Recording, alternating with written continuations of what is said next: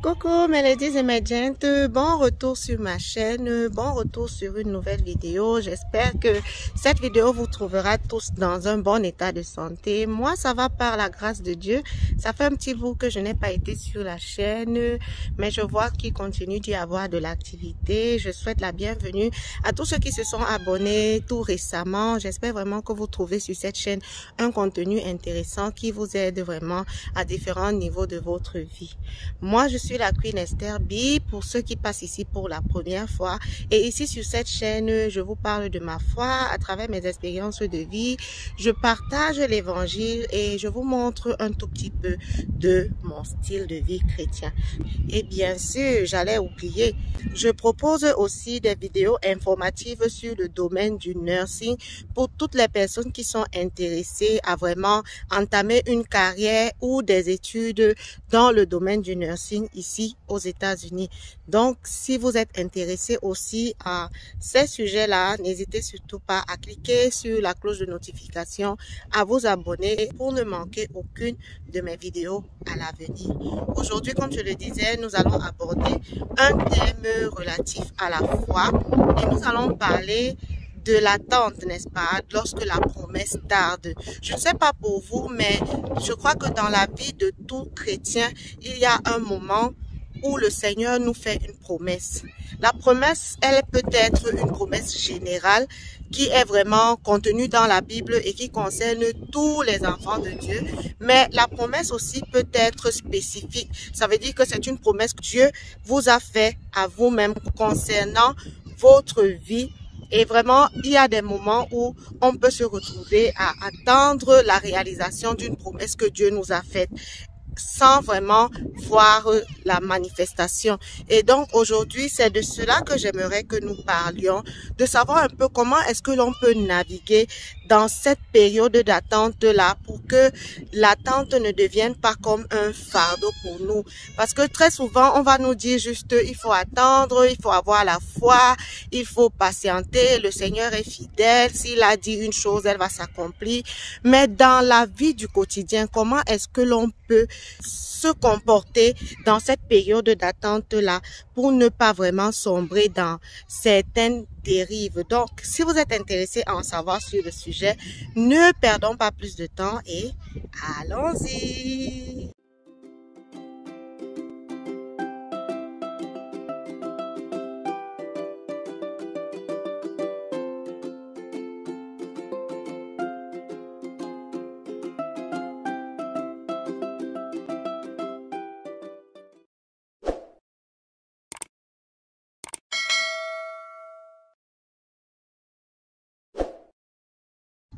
Voilà, comme je le disais, il nous arrive parfois d'avoir une promesse de Dieu et que malheureusement ou heureusement, la promesse tarde à se réaliser.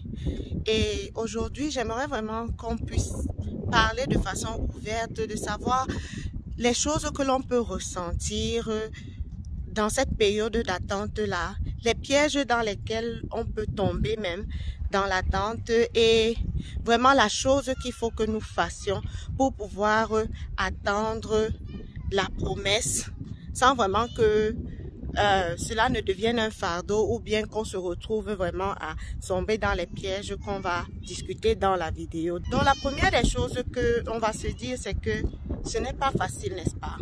Nous sommes des êtres humains, nous avons été rachetés par le sang de Jésus-Christ, mais nous vivons encore dans la chair. Et la chair, c'est pas une chose qui aime attendre. La chair aime être satisfaite dans l'instant présent. La chair aime pouvoir recevoir ce qu'elle veut, sans pour autant attendre, n'est-ce pas? Du coup, lorsque le Seigneur nous fait une promesse, la promesse peut être, je sais pas moi, avoir un emploi, la promesse peut être avoir un enfant, la promesse peut être peut-être changer de pays, la promesse peut être beaucoup de choses. Je ne sais pas pour vous, citez-moi dans les commentaires les exemples de promesses que le Seigneur peut faire. La promesse peut être même aussi relative à un ministère ou à la guérison d'une maladie. Et parfois, on a reçu une parole du Seigneur et pourtant, dans les faits, on ne la voit pas se manifester. Et en tant qu'être humain, on peut sombrer dans différents types de sentiments. Par exemple, de la frustration, parce qu'on se demande pourquoi est-ce que les choses ne se manifestent pas. Est-ce que c'est parce que le Seigneur nous a oubliés? Et parfois, on peut aussi se retrouver dans le questionnement. On se demande que est-ce que c'est vrai ce que l'on a entendu de Dieu? Est-ce que le Seigneur a vraiment parlé? Est-ce que cette promesse-là va même encore se réaliser lorsque la promesse a tellement tardé? On se demande si elle était vraiment réelle, si ce n'était pas quelque chose qui venait de nous, de notre esprit. On se pose vraiment beaucoup de questions. On peut aussi avoir de la peur dans le sens que on se demande est-ce qu'on n'a pas fait quelque chose qui cause le retard de la manifestation de cette promesse. On commence à se demander est-ce que notre attitude a été la bonne? Est-ce que dans notre marche, on n'a pas peut-être offensé le Seigneur? On se pose vraiment ces questions-là, dont on est dans la peur, on est dans la frustration, on est dans vraiment un manque de confiance. À certains moments, on peut aussi même sombrer dans la colère et se mettre en colère contre Dieu. Je connais beaucoup de personnes à cause des choses qui se sont passées dans leur vie, à cause d'une promesse qu'ils n'ont pas vue se manifester, se sont rebellés contre Dieu, se sont mis en colère contre Dieu, simplement parce que pendant cette période d'attente, ils n'ont pas pu trouver des réponses à leurs questions et ils se sont simplement demander si vraiment ça en valait la peine de continuer de servir Dieu quand le Seigneur n'est même pas capable de réaliser certaines choses dans leur vie. Donc, c'est un peu ce genre de choses auxquelles on peut faire face lorsque l'on se retrouve dans cette période d'attente-là. Et malheureusement, lorsque la promesse tarde, il peut arriver que le malin vient s'aimer des pensées dans notre cœur qui vont nous amener vraiment à pousser la chose un peu plus loin, mais vraiment dans un sens qui n'est pas bien. Par exemple, le fait de ruminer cela dans notre pensée peut nous pousser au découragement. On commence à vraiment se demander, comme je le disais plus tôt, est-ce que ça en vaut la peine?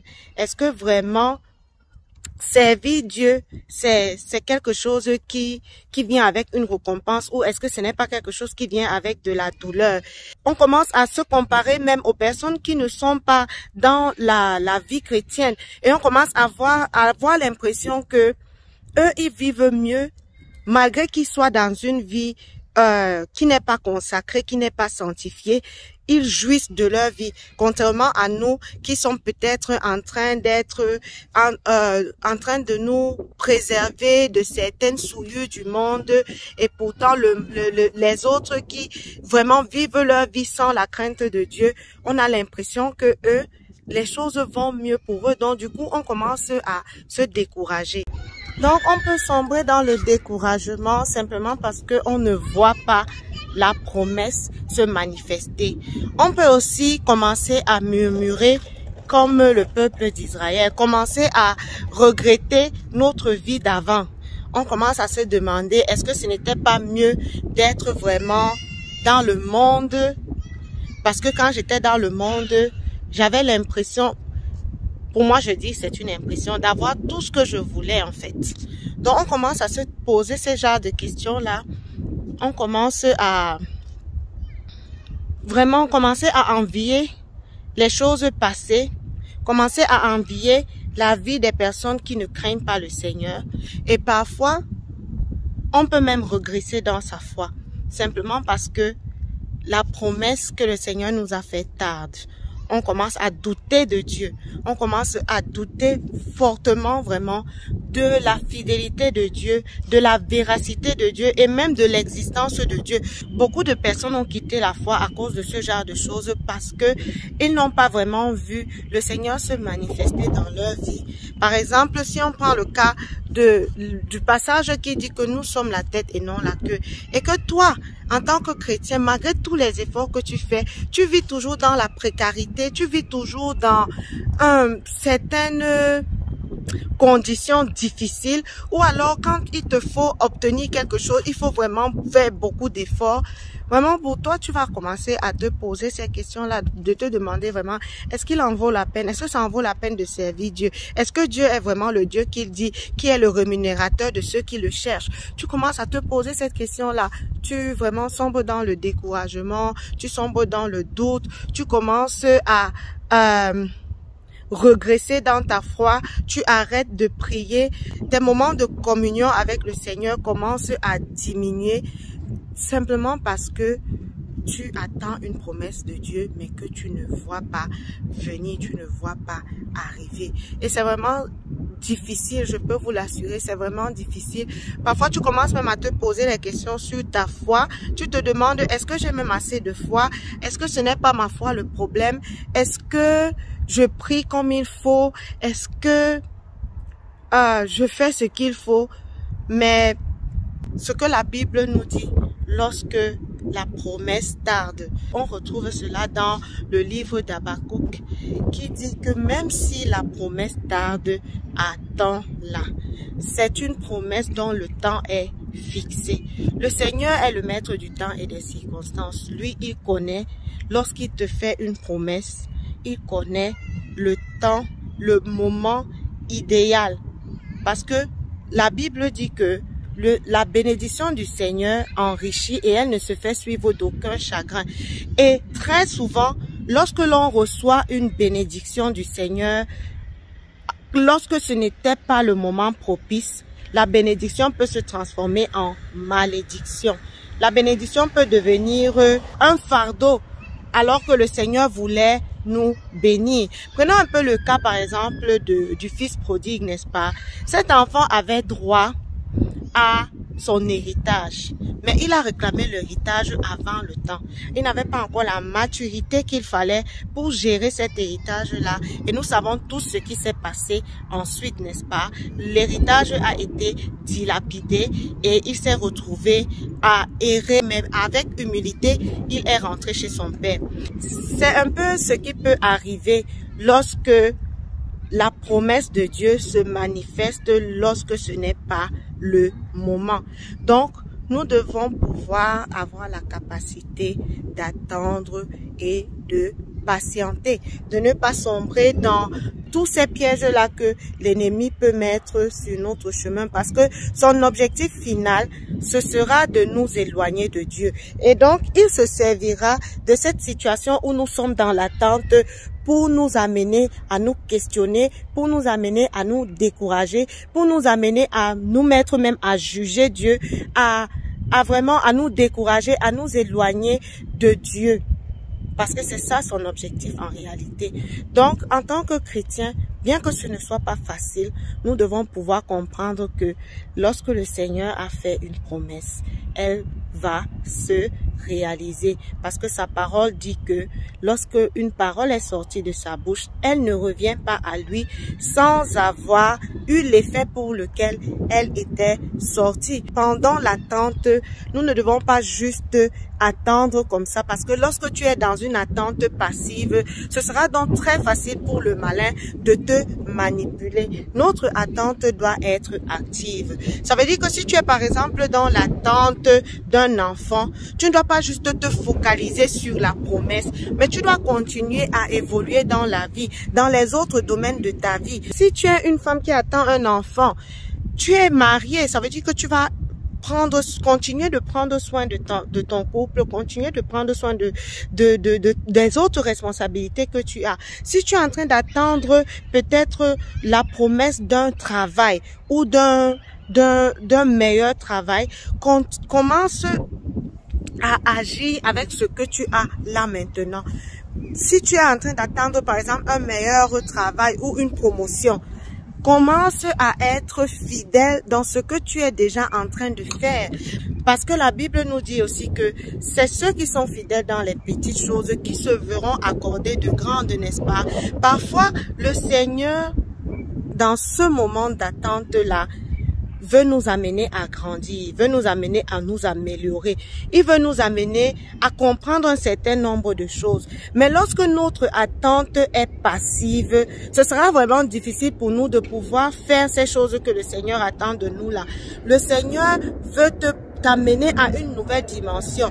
Et parfois, ta promesse, ta bénédiction nécessite une certaine sagesse, nécessite une certaine maturité. Et donc, dans l'attente là, tu dois pouvoir continuer d'avancer pour grandir et acquérir la maturité qui fera que cette promesse là va se déclencher. Donc, lorsque le Seigneur dit « attends là », c'est effectivement ce qu'il faut faire. Attends là, ne murmure pas, ne te décourage pas, ne questionne pas, ne laisse pas la frustration ou même la dépression prendre le dessus sur toi. Parce que oui, je ne l'ai pas mentionné, mais il peut arriver qu'on se mette à déprimer lorsque on ne voit pas la manifestation d'une promesse de Dieu dans notre vie. Donc ce que je veux dire, c'est ne cède pas à toutes ces choses-là. Lorsque tu ressens que c'est difficile pour toi, que tu n'arrives plus à tenir, à supporter, va dans la prière. Parle avec ton Dieu, cause avec ton Dieu, récupère les forces qui vont te permettre de continuer d'avancer. Sa parole dit que il est celui qui renouvelle nos forces et ceux qui se confient en lui renouvellent leurs forces, ils courent sans se lasser. Donc, dans l'attente là, c'est dans la présence de Dieu que tu pourras avoir les capacités de continuer d'attendre dans une bonne attitude. Et c'est pourquoi dans l'attente, ta communion doit être quelque chose que tu ne dois pas négliger. Tu devras continuer à être près du Seigneur, à te rapprocher davantage. S'il te faut même avoir des personnes qui peuvent être avec toi pour prier avec toi, pour te soutenir dans la prière, fais-le. Fais-le parce que c'est parfois nécessaire. Lorsqu'on est seul, c'est plus facile d'être attaqué par le malin. Mais lorsqu'on a des personnes à qui on peut se confier, des personnes qui peuvent prier pour nous, on est encore un peu plus fort, n'est-ce pas? J'ai une de mes connaissances qui m'avait par exemple rappelé cette histoire de la Bible. Lorsque le peuple d'Israël était en train de combattre, le Seigneur avait demandé à Moïse d'étendre ses mains. Et lorsque les mains de Moïse étaient tendues, le peuple d'Israël dominait sur leur adversaire. Lorsque Moïse ne parvenait plus à vraiment garder les mains tendues, les adversaires avaient le dessus sur eux. Ça veut dire que dans ces moments-là, parfois il te faut des personnes qui peuvent te soutenir. Lorsque tu t'affaiblis, lorsque cette pression-là frappe à ta porte, qu'il y ait des personnes qui peuvent te soutenir par des conseils, par des encouragements. Ne t'éloigne pas, ne te laisse pas seul, parce que c'est aussi un piège dans lequel nous tombons très souvent. Le malin va vouloir nous retirer en fait. Tu vas vouloir toujours rester seul parce que tu t'apitoies en fait sur ton sort. Tu as comme l'impression que tu es la personne la plus malheureuse simplement parce que tu n'as pas cette chose-là. Donc, l'objectif, c'est vraiment de détourner ton attention sur le produit de la promesse et te consacrer à ce que tu es capable de faire sur le moment et aussi à être reconnaissant de ce que tu as déjà reçu de Dieu. Par exemple, Dieu peut te promettre l'enfant, il peut te promettre le mariage et toi tu te focalises sur le mariage. Tu oublies que chaque jour, le Seigneur te donne le souffle de vie. Tu oublies que chaque jour, le Seigneur te donne la santé. Tu oublies que chaque jour, le Seigneur te permet de partager la vie avec d'autres personnes autour de toi. Donc, dans l'attente vraiment, défocalisons-nous de ce qui est l'objet de notre attente et concentrons-nous vraiment sur autre chose, sur les autres aspects de notre vie, tout en gardant une attitude de reconnaissance et de louange avec le Seigneur. Ce qui fait que le moment où la promesse va se réaliser, on n'aura pas l'impression d'avoir passé cette période d'attente là comme un fardeau, mais ça aurait été vraiment une période d'attente où on aura grandi, on aura mûri, on aura expérimenté même d'autres aspects de notre relation avec le Seigneur. C'est vraiment ce que je voulais partager dans cette petite vidéo. J'espère avoir encouragé une personne qui passe par une période d'attente et qui ne voit pas nécessairement la promesse de Dieu se réaliser. Donc, laissez-moi savoir en fait ce que vous pensez du sujet, les choses que l'on peut faire dans la période d'attente pour que ce ne soit pas un fardeau, pour que nous ne soyons pas vraiment dans la régression spirituelle. Je vais vous quitter. Nous allons nous retrouver dans une prochaine vidéo. J'espère que vous allez laisser des j'aime sur celle-ci, des commentaires et partager pourquoi pas. Sur ce, nous allons nous retrouver dans une prochaine vidéo. Et d'ici à ce qu'elle ne sorte, demeurez épanouis en Jésus-Christ. Bye bye!